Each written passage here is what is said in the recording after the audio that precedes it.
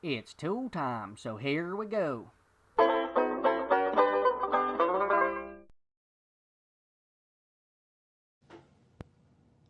Well, I got my new Radiant Heatstar heater in. This is the same as a Mr. heater.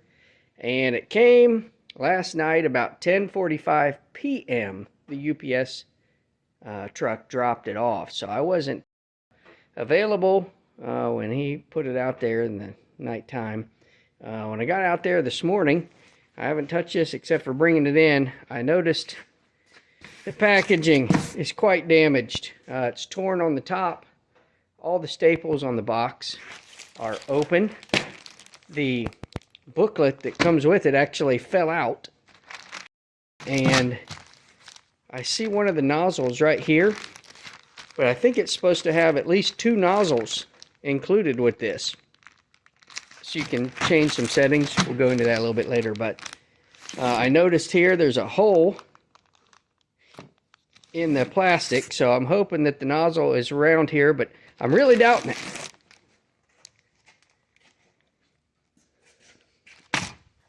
Hopefully this isn't a premonition of what's to come. Let me show you what the bottom looks like. So as you see, the bottom is also completely open. The box is tweaked and busted. So I'm hoping that the heater is in one piece when I open this box up. You know, I tell you what.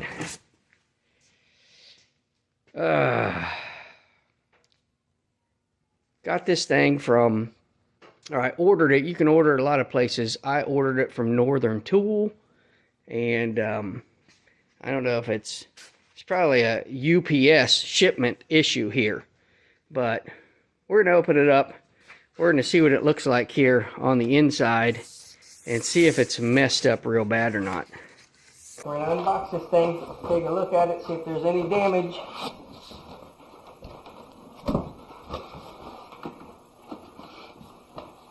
Thermostat's loose inside the box.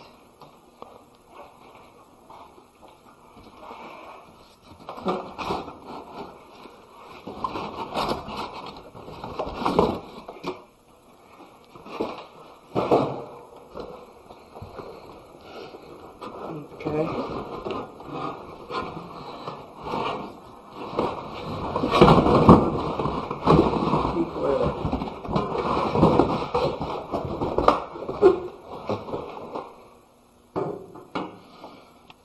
At first glance, it doesn't seem to be dented. That's good news.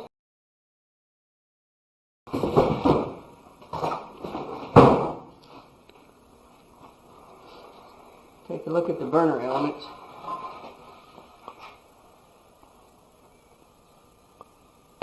Burner elements inside. First glance seem to be okay. We're going to fire it up and test it. One thing I do notice is the mounting chains that are supposed to be supplied to hang it from the ceiling are not here. This is the kit, the instruction manual that came with it. I noticed one of the nozzles, they go right in here to adjust the BTU. There's supposed to be 2 extra ones included, but one of those is missing, and there's a hole in the top of the manual, and the mounting chains are missing also. So I'm going to have to figure that out. Okay, well, after taking a close look at the heater, looking inside the box, judging by the missing parts and the damage of the box and whatnot, obviously this thing's been roughed up. And because of that, honestly, I decided to go a different way. Well, sort of. No, I'm not going to go back to this thing. You can see I had just filled it. I got some diesel fuel on the floor there and soaking it up. Hold on a minute. Wow. Not going to be disappointed when I stop using this one. So anyway, I decided to basically replace this heater. Let me explain. Anyway, after I opened the box and had a chance to sleep on it. I decided I'd call Heatstar to find out some more information on this heater. And partly because of my poor lack of thorough research, I've decided now I'm going to go a different way for more than just the packaging damage and the potential of long-term impacts of it being roughed up on the way here. Let me explain what I'm talking about.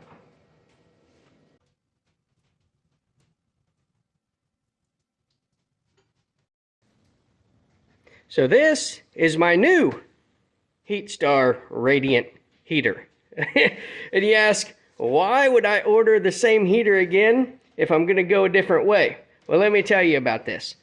First of all, this is more or less the same heater, but it's not the same heater. And let me explain what I'm talking about. It just has to do with really one component and the model number and my usage for it. So I talked to them and I found out some information about it. As you can see, there's a little bit of damaging on the box on this one too. So I have not opened this one up yet. You can see it's still stapled and sorted together, even though there's a little damage here, but not like the original one. So after talking to the people at Heatstar, I was on hold for quite a while, but I did get a hold of them. They were pretty helpful. And I realized that the heater I have down here is probably not the best one for my application. So that made my decision to get a different one and return the original one, because it made that decision pretty easy. I also ordered this hookup kit right here. You can see it's a Mr. Heater for vent-free heater kit. Right there is the part number.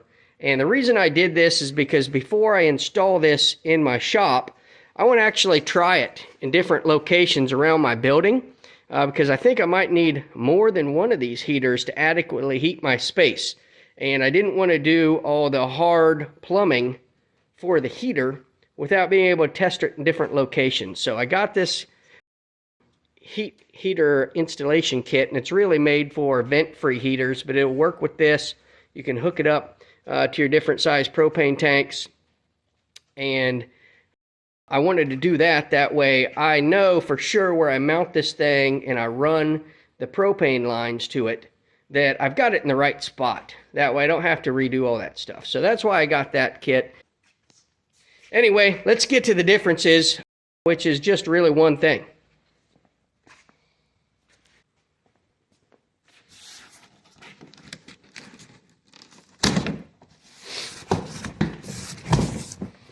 I really should make this a little sturdier. You can see how easy those open.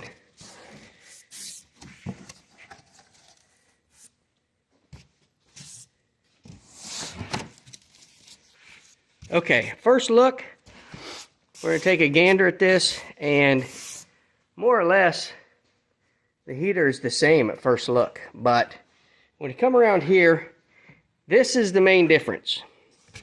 Right here. It is your, in my case, I'm using propane, not natural gas, but it's the valve that controls the gas flow. And you can see on this one, it's a significantly different valve than on the other one. Let's take a look at it real quick.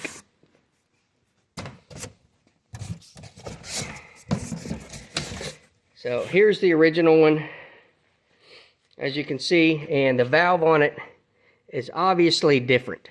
The main difference here is that is a pilot valve, and this one here is an electronic ignition valve. Now, why would I want this valve over that one? Well, it comes down to this, exactly that. The pilot valve system obviously works like an older furnace would do, and what happens with the pilot valve is that once you light it, that pilot stays on, or it stays active the entire time. When the heater is idling or basically not being used and the heater is off, you have a very tiny pilot flame. Well, I did some calculations and some research on this, and I found out that that's going to burn somewhere around 1/4 to 1/2 gallon of propane a week, even if the heater is not in use. Whereas this type of system basically has an electronic sparker that ignites the heater when you turn it on, or when the thermostat gives it signal to ignite. So basically there's no pilot flame with this one until, you know, it's called to action. So it can sit idle in your shop for however long. The whole off season, you know, it can sit idle in the shop for all summer long or weeks at a time, and you're not wasting any propane with this kind of design. Rather than this one, you'd pretty much have to power it down so that you're not wasting propane the whole time you're not using the heater, you know, in the off season. Also, I'm not in my shop every single day for 8 hours a day. A lot of times I'm only out here a few days a week, working on things 2-3 days a week, and I don't keep the shop, it's not well insulated, I don't keep it hot or warm all the time. So this is going to be a better situation for me. Now there is one disadvantage. Let's talk about two disadvantages of this heater. One of which is that this heater does not come with a thermostat. So you do have to supply your own 24-volt thermostat, which would be similar to any thermostat on a regular household furnace. So here is the instruction manual out of the first heater that I got. There's the manual. The second heater, looks like we have a box with parts. That's good news. At the top of the manual, you'll see this manual covers all these different models, the HS8, whatever. This one is the 8060. Basically, the 50, the 60, they're the same. Whenever you see 80 followed by whatever, 30, 40, 50, 60, that's how many BTU, 1,000 BTU, that the heaters are supposed to put out. So basically, this is an 8060 model. It's supposed to put out 60,000 BTUs for one of these heaters. Now, let's go and show you the difference of what I saw in the manual and what I asked the tech person about.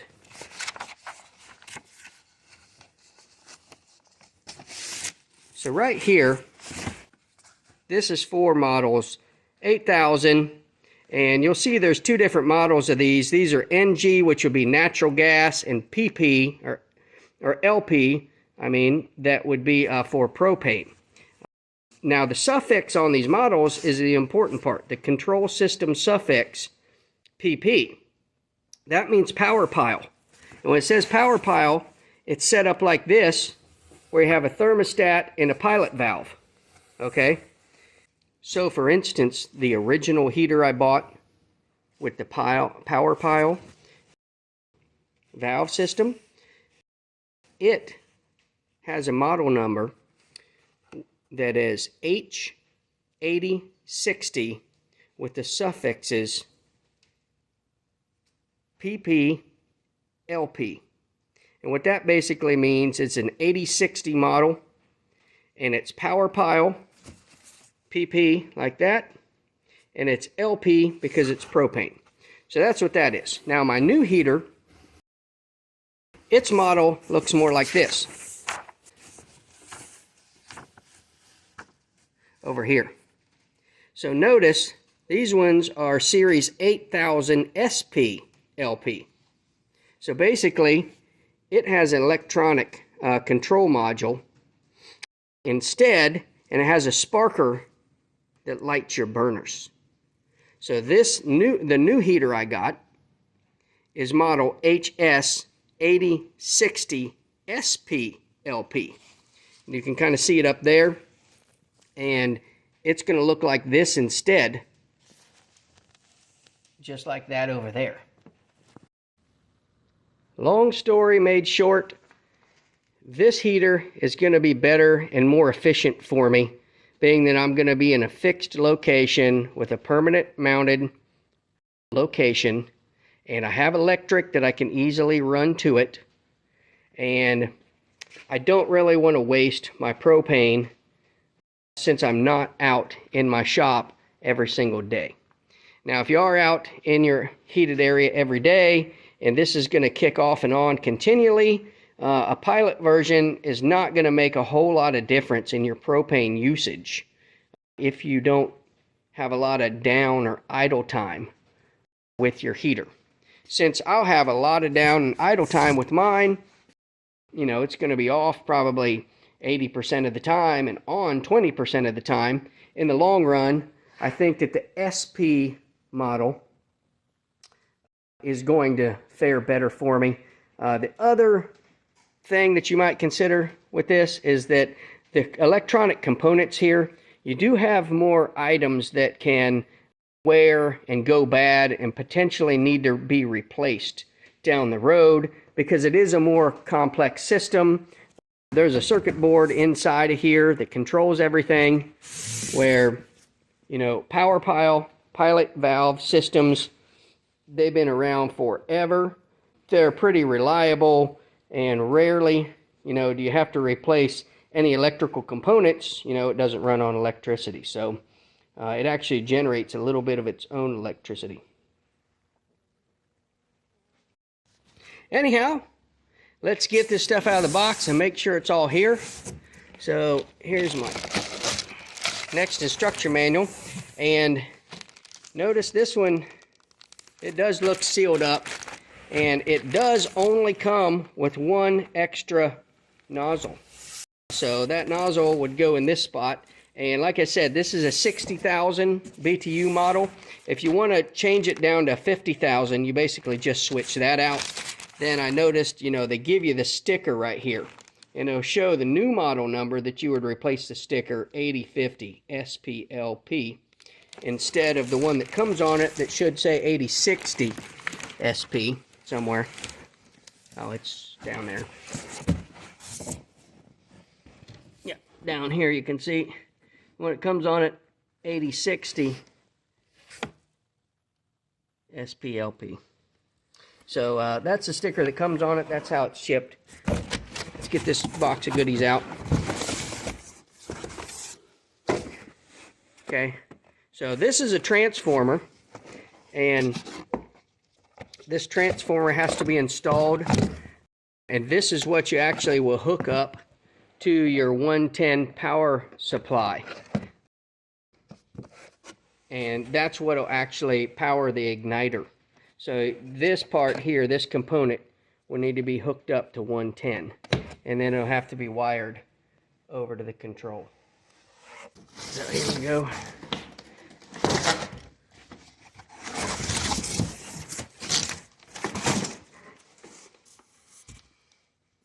Well, first look, it looks pretty good from the top side. No dents or dings. It's pretty good all the way around. I was much more comfortable with this one, you know, even though it had a little rip here in the box, and this corner actually was split open. You know, I think they should do a little bit more security or securing the load at the, these are factory shipped, I found out. So they come from Cleveland, Ohio, and you know, they should pack this with some packing tape all the way around it, or banding or something like that. Some nylon banding would work good, because obviously the boxes and the staples they use are not holding up well. What I don't see yet is the chains. It's supposed to come with chains to hang it with. I thought it was. I thought I was missing those off the other one. So let's see if there's anything in here. Well, hopefully this is helping you when you're trying to purchase one of these heaters, to know exactly which one to get so that it'll suit you that well. And I am going to now start on hooking all this up so that I can do the test that I was talking about.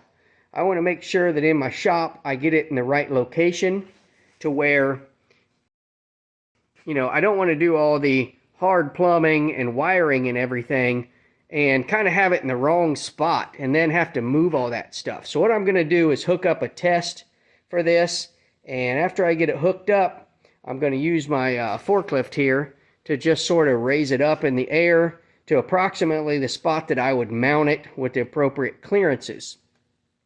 So if you want to see how I'm going to wire all this up, I'm going to use this stuff to do it.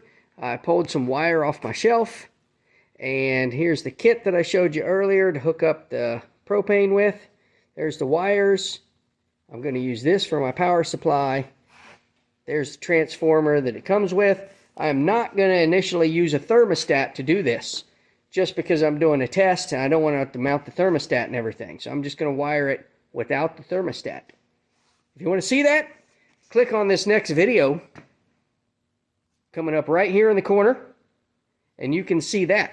Otherwise, keep watching, and I'm going to show you what it looks like when it's fully on.